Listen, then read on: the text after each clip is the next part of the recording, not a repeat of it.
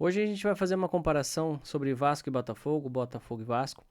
Lembrando sempre, mais uma vez, falando para vocês, eu não estou falando de tamanho de clube, não estou falando de título, não estou falando de grandeza um contra o outro.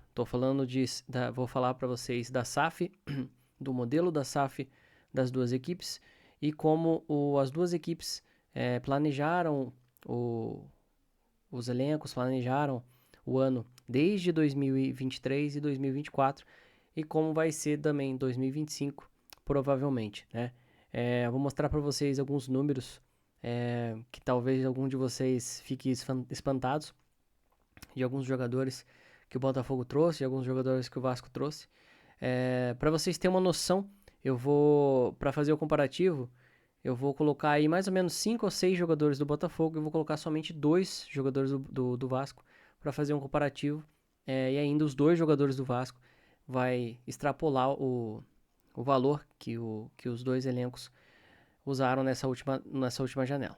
Beleza? Antes da gente começar esse vídeo, começar a falar sobre isso, se inscreve no nosso canal, se for vascaíno, gostar desse tipo de vídeo, e deixa o seu like que ajuda a aparecer o vídeo para mais vascaínos. Beleza, rapaziada? Bora pro vídeo. Bom, vou deixar para vocês aqui na tela, só para vocês terem noção como os dois clubes, além do futebol, né, que foi uma aula de futebol, ao meu ver o Botafogo segurou, poderia ter feito 4, 5, 6 em cima do Vasco mais uma vez, poderia ter passado o Vasco mais uma vergonha aí contra um rival, né? Mesmo o Botafogo a gente não tendo aquela rivalidade, né? Torcida amiga e tudo mais, né?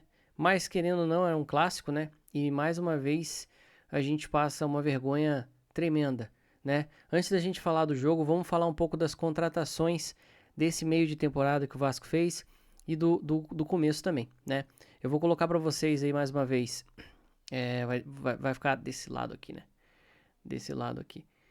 Alguns jogadores do Botafogo, né, que o clube trouxe, alguns nessa janela do meio do ano, alguns também no começo do ano, né? Vamos começar com o primeiro ali. O Botafogo gastou 14 milhões e 400 em 7 jogadores.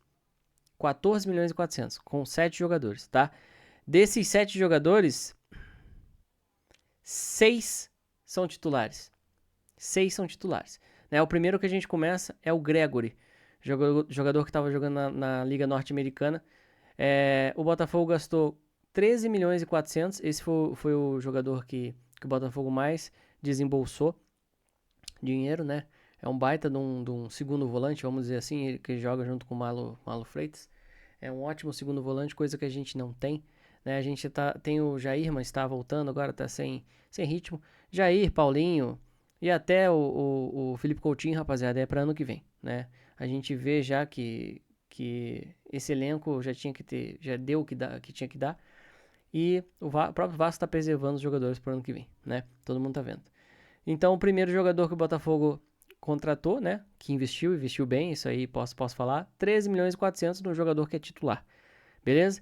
Segundo jogador, Barbosa, argentino, que está se naturalizando uruguaio, que joga também de titular, ontem colocou o Verratti no bolso, diga de passagem, ontem o Barbosa não deixou o Verratti tocar na bola, quem viu o jogo viu que um baita de um zagueiro, né?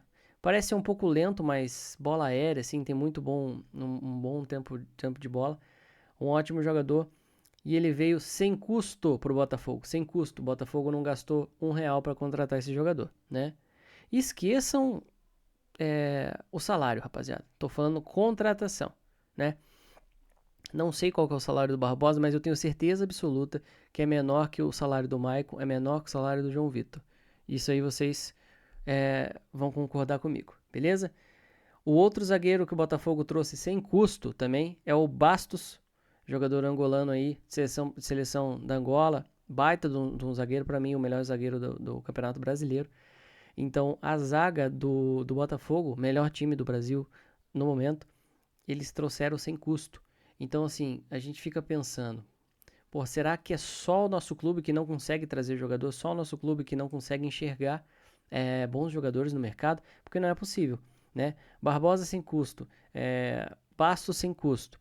a gente fica sem chão, né? Digamos que a gente tem uma zaga formada ontem por João Vitor, que é um bom zagueiro. Repito, bom zagueiro, não é um excelente zagueiro, não é um zagueiro que, meu Deus do céu, é um bom zagueiro. E ontem também teve uma partida pavorosa, o Vasco todo teve uma partida pavorosa. Então, Gregor de 13 milhões e 400, Barbosa sem custo, Bastos sem custo. Fechou? Alex Telles. Esse talvez eu não gostaria que estivesse no Vasco, porque ele vem sem custo também, mas o salário dele é praticamente o salário do Payet, do Coutinho, então para mim não vale o investimento que o Botafogo fez, mas como o Botafogo está com dinheiro e formou um baita de um time onde a gente viu a discrepância de um elenco para o outro, ele veio também sem custo, mas com um salário altíssimo. Show de bola? O outro jogador que fez gol na gente, que é um baita no jogador, para mim um dos melhores jogadores dele, Júnior Santos. O Botafogo gastou 1 milhão para contratar ele. 1 milhão de reais ele custou pro cofre do Botafogo. Isso não sou eu que estou dizendo não, rapaziada. Se eu vi, fiz uma pesquisa dos custos dos jogadores, né? Porque eu queria entender um pouco mais esse elenco do Botafogo. Lógico, o Botafogo, além desse, trouxe o Luiz Henrique, gastou muito dinheiro e tal. Mas eu estou colocando só jogadores com custo praticamente zero, né? Tirando o Gregor ali, mas só para ter um comparativo, né? Júnior Santos, 1 milhão, tá? Marlon Freitas, sem custo também. Ele estava sem time, na verdade, quando o Botafogo trouxe. Então, mais um jogador titular, para mim, é o melhor primeiro volante do Campeonato Brasileiro, sem custo. Mais um jogador sem custo. Igor Jesus, que está na seleção brasileira. Um dos jogadores de destaque desse Campeonato Brasileiro, destaque de todas as competições internacionais que o Botafogo está. Outro jogador sem custo, né? Aí vamos parar para pensar. O Botafogo gastou 14 milhões e 400 nesses todos os jogadores, beleza? Agora vamos fazer um comparativo com o Vasco. O Vasco trouxe 2 jogadores nessa última transferência, né? O Vasco gastou 20 milhões e 600 em 2 jogadores, né? Então, né? Tirando o Coutinho, né? Esses 2 jogadores aí são titulares, são peças importantíssimas pro clube do Vasco. Jean Davi, foi gasto nele 8 milhões e 200 na compra do Jean Davi. E o Maxime Rodrigues, acredite se você quiser, 12 milhões e 400. Então foi um total de 20 milhões e 600 de contratações em 2 jogadores. Esqueça Alex Teixeira, esqueça Felipe Coutinho, esqueça Souza. Esses 3 jogadores estavam... O Coutinho vinha de um clube árabe, mas veio sem custo, né? Todos esses outros 3 vieram sem custo. Estou colocando contratações que o Vasco colocou dinheiro e contratações do Botafogo também. Para vocês terem uma noção que não é só o futebol, rapaziada, que tá errado, né? Tudo um pouco. Não é só o 3-0 que foi errado, não é só o Vasco tá mais um ano sem ganhar nada. É muito maior do que a gente consegue ver, que a gente consegue entender. É muito difícil você entender, né? E ter força para sempre estar apoiando, mas a gente para mim, é uma das torcidas que mais apoia o clube, mais é apaixonada pelo clube e não desiste nunca do Vasco da Gama, né?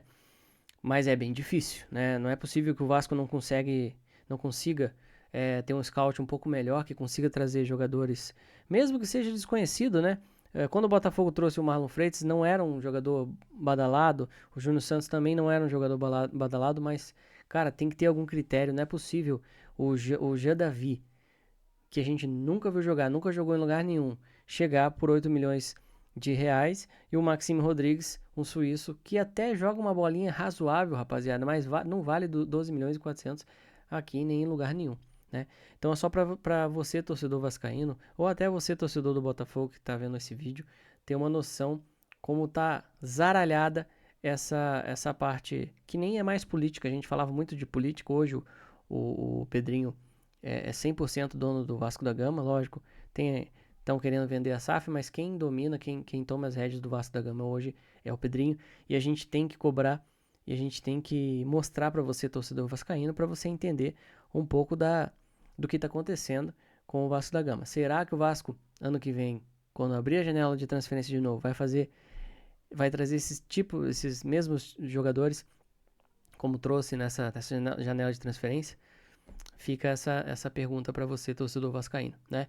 Deixa o seu like, deixa a sua inscrição, se inscreve no nosso canal, que ajuda muito, muito mesmo. O nosso canal está crescendo ainda mais. Falando um pouco do jogo, uma coisa a gente tem que entender, e o Paiva ele tem que entender, de uma vez por todas. O Jean Davi, ele não tem perfil para Campeonato Brasileiro, ele não tem perfil para vestir a camisa do Vasco, e ele não consegue jogar o Campeonato Brasileiro, né? Talvez um pouco pela sua estatura, talvez um pouco pelo ritmo de jogo, que ele não tem nenhum, né? O Jean Davi é um jogador muito de toque de bola, toque de lado, ele não é um jogador igual o Emerson Rodrigues para puxar um contra-ataque, né? Um finalizador. Então, assim, eu não sei o que ele tá fazendo no Vasco. E o nosso técnico insiste de novo, colocar esse cara. E tá difícil segurar o Paiva, rapaziada.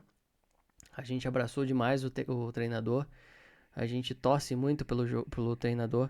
Mas tá praticamente impossível. E ele mesmo tá fazendo a própria cova. E infelizmente vai ser insustentável se ele continuar apanhando no Campeonato Brasileiro. Eu te digo que se ele continuar com esses resultados, ele não aguenta até o final do Campeonato Brasileiro, sendo que já está acabando. Beleza? Se vocês gostaram do comparativo, se vocês gostaram de alguma coisa que eu falei, poxa, deixa o seu like aí e se inscreve que ajuda demais mesmo. Beleza? Saudações vascaínas, até um próximo vídeo. Valeu!